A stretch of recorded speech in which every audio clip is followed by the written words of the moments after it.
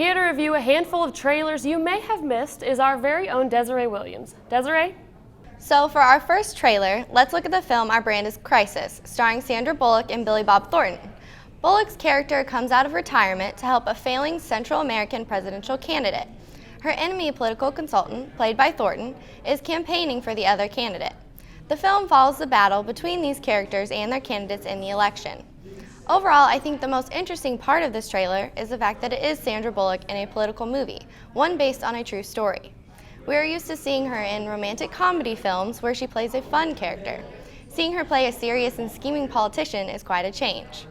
After watching the trailer, it seems that this starts out as an interesting career choice for Bullock, but by the end, we see the true importance of this election and what it could mean for the people in Central America. Personally, I'm not that intrigued by the plot, so I won't go see the film. However, with these two headlining actors, I'm sure it will be very successful. The next trailer is for The Last Witch Hunter, starring Vin Diesel, Rose Leslie, and Elijah Wood.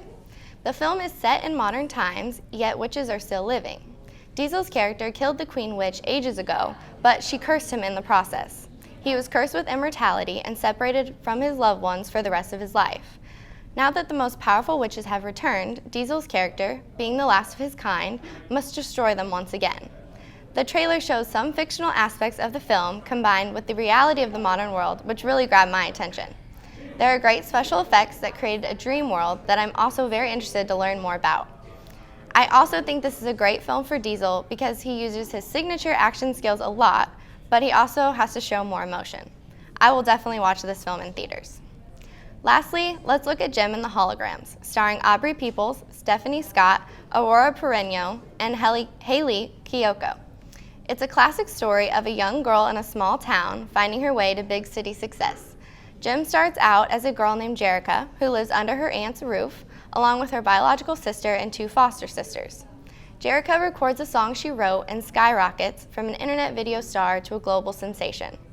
Her and her sisters are signed by a record label, which is when she changes her name to Jem.